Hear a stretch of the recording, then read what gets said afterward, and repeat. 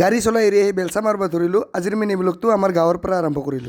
হাই, মই ৰাভা, মোৰ নতুন মিনি ব্লগ লৈ স্বাগতম জনাইছো। বহুত দিন হ'ল গাইজ, আপোনালোকক মই ভিডিঅ' দিব পোৱা নাই। ইমান দিনে মই ঘৰতে কি কৰি আছো তাকে ভাবিলো আপোনালোকৰ মাজলৈ শ্বেয়াৰ কৰো। মেইন কথাটো হ'ল গাইজ, মই আজি গাড়ীত বেলচা মাৰিব আহিলো।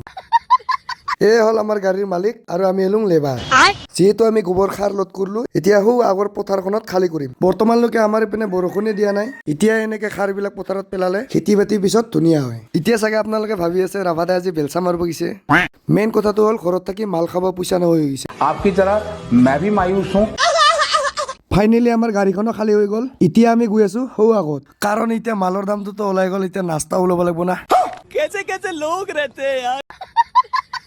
এইখন আপোনালোকে বিখ্যাত পুখুৰী বা যি নহওক ক'ব পাৰে। এতিয়া আমি তাতে মাছ ধৰিম, তাৰ কাৰণে মই ল'ব আহিলো পানী সিঁচা মেচিন। এয়া চাওক, ধুনীয়াকে লদ দি ললো। এতিয়া বলক সোনকালে গৈ কেনে তাতে মাছ ধৰো। আহি পাই মেচিনটো চালু কৰি দিলো আৰু আমিও মাছ ধৰিবলৈ ৰেডি হৈ গলো। আৰু শেষৰ পানীখিনি এনেকে আমি বাল্টিৰে চব পেলাই দিলো। এতিয়া আপোনালোকে অলপ মাছ ধৰা চাওক।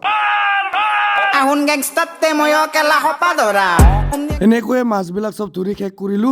এতিয়া আমি ইয়াৰ পৰা যাই ৰাতিপুৱা পাৰ্টি কৰিম। নতুন এটা ভিডিঅ' দিবলৈ সোনকালে চেষ্টা কৰিম। বাই।